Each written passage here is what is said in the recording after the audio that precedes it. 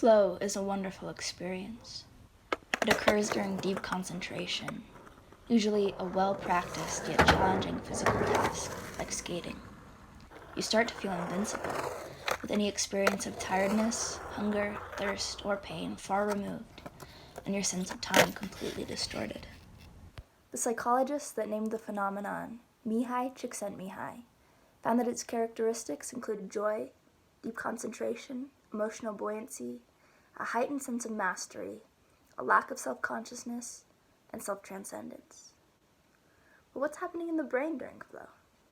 Well, there are three main neurological changes that happen during a flow state. The first is called transient hypofrontality. Basically, the energy that is usually used for your explicit processing and higher cognitive functions is traded for heightened awareness of the present and attention to what you are doing. During this process, any brain structure that would interfere with the ability to make instantaneous decisions is turned off. This includes many areas of the prefrontal cortex, which is mainly responsible for the distracting higher cognitive functions. Hence, the name. Hypo meaning underactive, and frontal referring to the prefrontal cortex. There is also a change in brainwave function.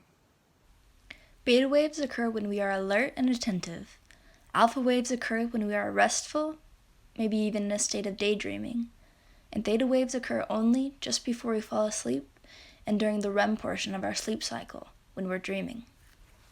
The brainwaves seen during flow state fall somewhere between alpha and theta waves, which correlates with the understanding that flow relies on automatic, implicit decision-making. Finally, neurochemistry plays a big part in the experience of flow. The most prevalent neurochemicals present during flow include endorphins, dopamine, serotonin, anandamide, and norepinephrine. These combine to increase pleasure and enhance performance by boosting attention, muscle reaction times, lateral thinking, and pattern recognition. Looking at the combination of transient hypofrontality, changes in brainwave, and neurochemistry gives us insight into what's really behind the peak performance and subjective experience that occur during flow. And because flow causes such feelings of happiness and liberation, understanding it brings us closer to understanding how a person can lead a happy and fulfilling life.